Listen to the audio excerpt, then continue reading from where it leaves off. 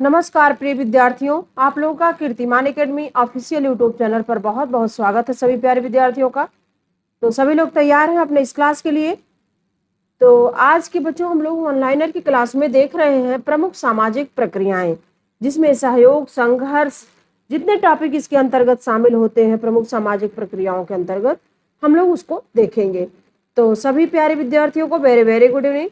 सभी लोग, क्योंकि बहुत ही इंपॉर्टेंट क्लास हो, क्यों आप लोग प्रैक्टिस तो कर रहे हो, प्रैक्टिस के साथ साथ आपका ऑनलाइनर में भी बच्चों कम समय में ज़्यादा से ज़्यादा आपका एक साथ दो रिवीजन हो जाएगा। ओके, इसलिए मैं इस क्लास को दे रही हूँ ताकि अच्छे से आपकी तैयारी हो सके। ओके, तो मेरे साथ जब जुड़ के आप लोग तैयारी करते हो तो एक आधे घंटे में आपका ये भी तैयार होता है टॉपिक और उधर आपका प्रैक्टिस भी तैयार होता है।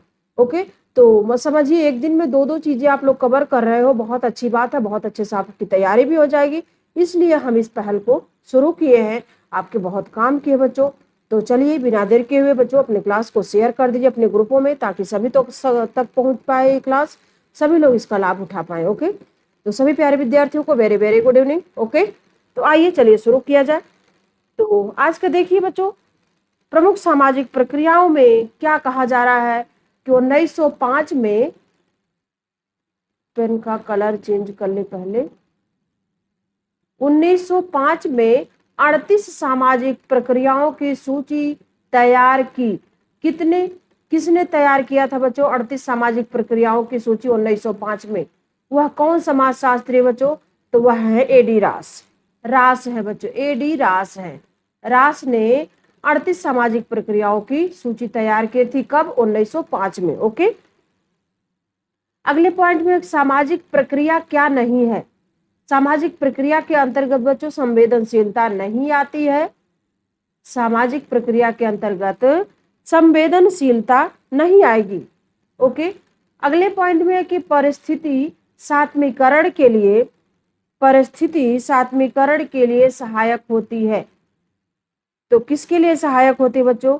आत्मीय सामाजिक संबंध, सहनशीलता, परिवहन एवं संचार के उन्नत साधन परिस्थिति सात्मीकरण के लिए सहायक होती हैं। ओके बच्चों, तो इसका आंसर इतना बड़ा तो दिख रहा है, लेकिन इसमें से कोई एक विकल्प दे के आपको आंसर पूछ सकता है। ओके, इसलिए सबको आपको तैयार करना होगा। ओके, अब आइए अगले पॉइंट को देखते हैं कि सामाजिक अंतःक्रिया वह पारस्परिक प्रभाव है जो मनुष्य अंतः उत्तेजना तथा प्रक्रिया द्वारा एक दूसरे पर डालते हैं। यह कथन किसका है? तो बच्चों यह कथन है गिस्ट का। किसका है? गिस्ट का कथन है। ओके, अब आइए अब देखते हैं सहयोग। सहयोग में क्या पूछा जाएगा?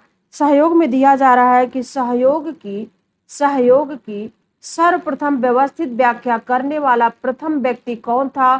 तो यह बच्चों है गुरविच विको, जी विको है बच्चों, जी विको है। ओके, सहयोगात्मक प्रक्रियाएं कौन सी होती हैं? तो बच्चों सहयोग और सात्मीकरण दोनों क्या है? सहयोगात्मक प्रक्रियाएं हैं। अगले पॉइंट में कि एक वियोगात्मक सामाजिक प्रक्रिया है। तो वियोगात्मक बच्चों प्रतियोगिता होती है। वियोगात्मक, जिसे प्रतिस्पर्धा भी आप कह सकते हो, तो प्रतियोगिता है। ओके, सहयोगात्मक प्रक्रियाएं बच्चों, जैसे सहयोगात्मक प्रक्रियाएं सहयोग, सात्मीकरण, उसी तरह सहयोग और अनुकूलन भी है। ओके, सहयोगी प्रक्रियाएं सहयोग, अनुकूलन, सात्मीकरण भी है। एक असहयोगी सामाजिक प्रक्रिया तो क्या है? चाहे उसको वियोगात्मक कहिए, चाहे इसको आप असहयोगी करिए, तो प्रतियोगिता और प्रतिस्पर्धा दोनों क्या है? असहयोगी है।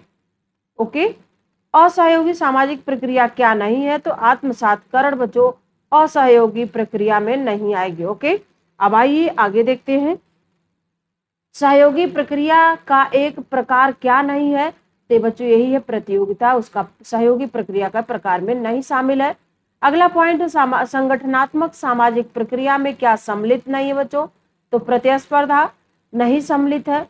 सहगामी प्रक्रिया नहीं है बच्चों। सहगामी प्रक्रिया क्या नहीं है? तो प्रतिकूलता जो सहगामी प्रक्रिया में, सहगामी यानी सहयोगी प्रक्रिया में नहीं आता है। अगला पॉइंट है कि जिन प्रक्रियाओं के कारण समाज में अव्यवस्था, अराजकता तथा तोड़ फोड़ की स्थिति उत्पन्न होती है, उन्हें हम क्या कहेंगे? उन्हें बच्चों असहयोगी प्रक्रिया कहा जाएगा, उसे हम असहयोगी प्रक्रिया कहेंगे। ओके, अगले पॉइंट में कि प्रत्यक्ष तथा अप्रत्यक्ष सहयोग की चर्चा किसने की है, तो मैकाइवर तथा पेज ने की है प्रत्यक्ष और अप्रत्यक्ष सहयोग की चर्चा। ओके, अब आइए आगे देखते हैं कि अप्रत्यक्ष सहयोग के संदर्भ में क्या सही नहीं है। अप्रत्यक्ष सहयोग के संदर्भ में क्या सही नहीं बच्चों है, तो यह अनिवार्य है कि सभी समान रूप से लाभान्वित हों, ऐसा नहीं हो सकता है। तो अप्रत्यक्ष सहयोग के संदर्भ में यह तथ्य सही नहीं है। ओके, अगला पॉइंट है सहयोग शांतिपूर्ण संघर्ष। यह कथन किसका है, यह कथन ग्रीन का है बच्चों। अगला पॉइंट है कि कई राजनीतिक दल सत्ताधारी दल का विरोध करते हैं, किंतु राष्ट्र पर बाह्य संकट आने के समय वे सब सत्ताधारी दल को संकट से सामना करने के योग्य बनाने में सहयोग देते हैं। तो वह किस तरह का सहयोग हो जाएगा, वह तृतीयक सहयोग होगा बच्चों, उसे हम तृतीयक सहयोग कहेंगे। ओके, मान लीजिए पार्टी जो सभी जैसे बीजेपी हो, समाजवादी पार्टी हो, बीएसपी हो, कांग्रेस हो, इस तरह की जो पार्टियां हैं आपस में तो लड़ती झगड़ती हैं अपने लिए, लेकिन जब बाहर से कोई आपत्ति आती है तो सब लोग एक हो जाते हैं। तो उस जो एक होते हैं सभी मिलकर, वही तृतीयक सहयोग हो जाता है। ओके, अगला पॉइंट है सहयोग एक तत्व नहीं है।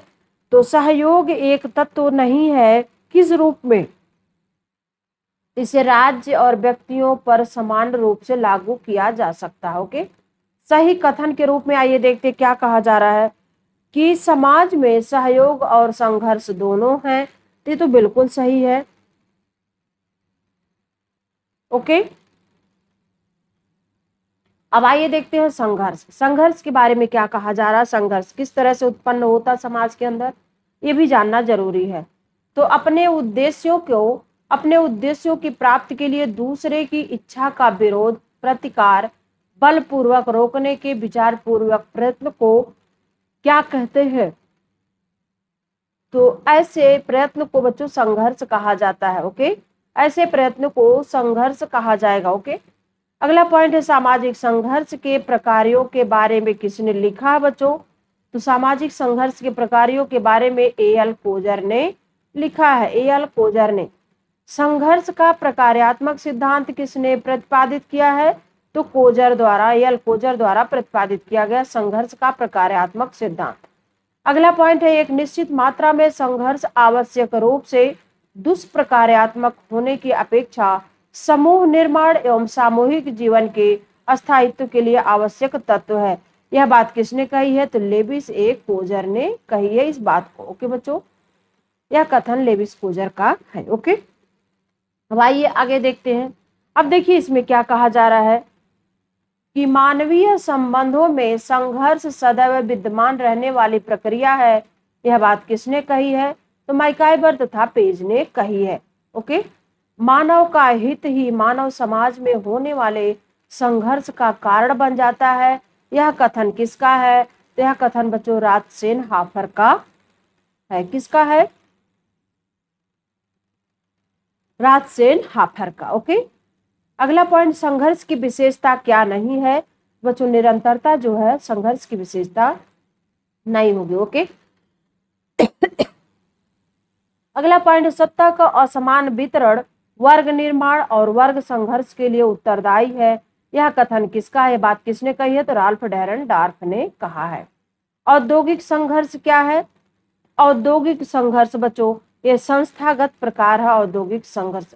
ओके, संस्थागत प्रकार में आएगा औद्योगिक संघर्ष।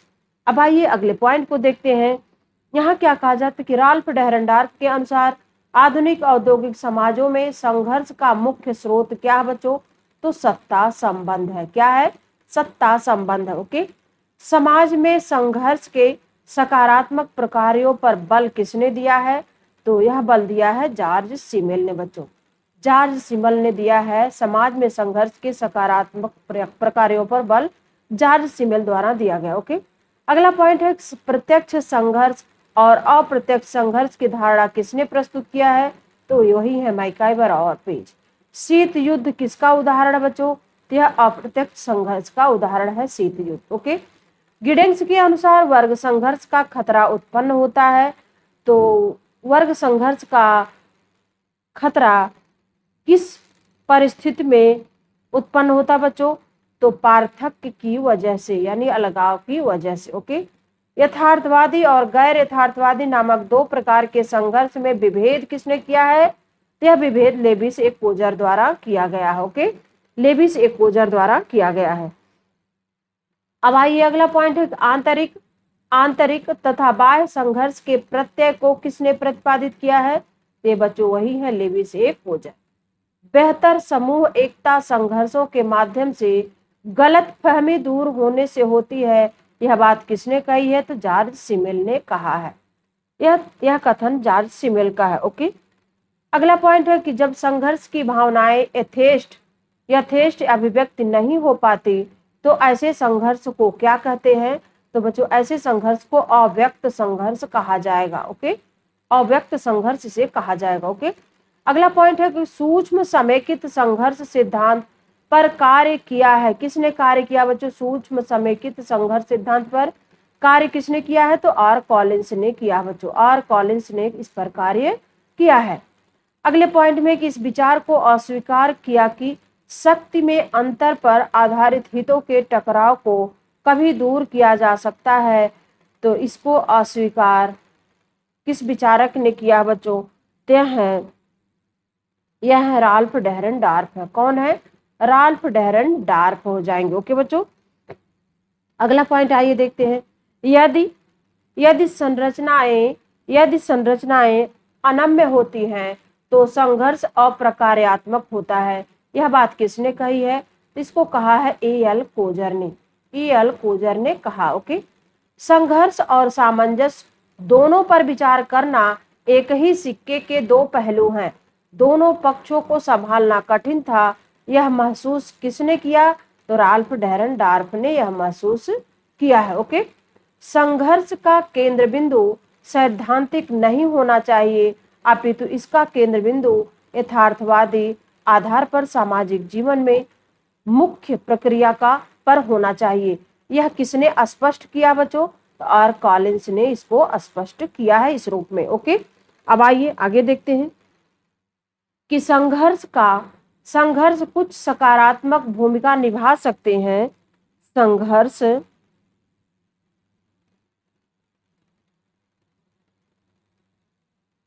संघर्ष कुछ सकारात्मक भूमिका निभा सकते हैं क्योंकि यह दिए गए समूह की सामाजिक सुदृढ़ता में वृद्धि करता है। यह पूर्वानुमान किसने लगाया था? तो एल कोजर ने यह पूर्वानुमान लगाया था। ओके बच्चों, यह पूर्वानुमान एल कोजर ने लगाया था। ओके, अब आइए देखते हैं सिद्धांत शास्त्री जो संघर्ष सिद्धांतों के बौद्धिक मूल स्रोत माने जाते हैं वह कौन है बच्चों? तो कार्ल मार्क्स है और मैक्स वेबर है। कार्ल मार्क्स और मैक्स वेबर हैं। ओके, अब आइए देखते हैं कुछ अभिकथन और कारण दिया जा रहा है। अभिकथन ए में कहा जा रहा है कि लेविस कोजर, रैंडॉल कॉलिंस दोनों को संघर्ष विचारधारा के अंतर्गत रखा जा सकता है। ये तो सही है। कारण क्या? दोनों ही समाज के भरण पोषण में संघर्ष के कार्य पर बल देते हैं। तो ऐसा नहीं बच्चों, इसलिए ए तो सही है लेकिन आर गलत है। ओके, अब आइए अगला पॉइंट है कि संगठन संघर्ष के अखाड़े हैं। यह कथन किसका है? तो रैंडल कॉलिंस का कथन हो जाएगा बच्चों। संगठन संघर्ष के अखाड़े हैं, यह इसको कहा है रैंडल कॉलिंस ने, आर कॉलिंस ने। अगला पॉइंट है कि प्राधिकार संबंध सामाजिक संघर्ष के मुख्य कारण है। यह धारणा किसने दी है? तो राल्फ डेहरेनडॉर्फ ने यह धारणा दी है। ओके, अगला पॉइंट है असमानता की मौजूदा प्रणाली में वैधता का प्रत्याहार संघर्ष की निर्णायक पूर्व शर्त है। यह तर्क किसका है? यह तर्क बच्चों एल कोजर का हो जाएगा। ओके, अगला पॉइंट है सामाजिक संबंधों में संघर्ष हो सकता है। सामाजिक संबंधों में संघर्ष हो सकता है क्योंकि पारस्परिक क्रिया की स्थिति में लोगों द्वारा हिंसात्मक बल का प्रयोग हमेशा उपयोग किया जा सकता है। यह विचार किसका है बच्चों? यह विचार भी कॉलिंस का है। किसका है? आर कॉलिंस का है। ओके, अब आइए देखते हैं कि कुछ संघर्ष कार्यात्मक होता है क्योंकि यह सुरक्षा कपाट का काम करता है, जिसके बिना सामाजिक शत्रुता अंततः हिंसात्मक या उग्र रूप में फूट सकती है। यह किसके अनुसार बच्चों? कोजर ने यह तर्क दिया है। यह तर्क एल कोजर ने दिया है। अगला पॉइंट है, संघर्ष समाज की अस्थायी विशेषता है, अस्थायी घटना नहीं। यह कथन किसका है? यह कथन जॉर्ज सिमेल का बच्चों, जॉर्ज सिमेल का। ओके, अगले पॉइंट में आइए देखते हैं कि संघर्ष के सकारात्मक आयामों पर ध्यान किसने दिया है? तो यह जॉर्ज सिमेल ने दिया है बच्चों। अब आइए आगे देखते हैं कि सामाजिक संघर्ष हमेशा विनाशकारी नहीं होता, बल्कि यह समन्वयी भूमिका भी निभाता है। यह विचार किसका है? यानी यह विचार किसने दिया है? तो लुईस कोजर ने यह विचार दिया है। ओके, अगला पॉइंट क्या है कि राल्फ डेरेनडार्फ के संघर्ष के सिद्धांत का आधार क्या बच्चों? तो राल्फ डेरेनडार्फ के संघर्ष के सिद्धांत का आधार सत्ता का संबंध है। क्या है? सत्ता का संबंध है बच्चों। ओके, तो ये हो गई हमारी प्रमुख सामाजिक प्रक्रियाओं की आज की क्लास। और आप लोग पढ़ते रहिए बच्चों, पढ़ते रहिए, स्वस्थ रहिए, मस्त रहिए बच्चों। और फिर हम मिलते हैं आपके कीर्तिमान एकेडमी पर यूजीसी नेट जेआरएफ की क्लास में। तब तक आप लोग पढ़ते रहिए, स्वस्थ रहिए, मस्त रहिए बच्चों। Bye bye, take care.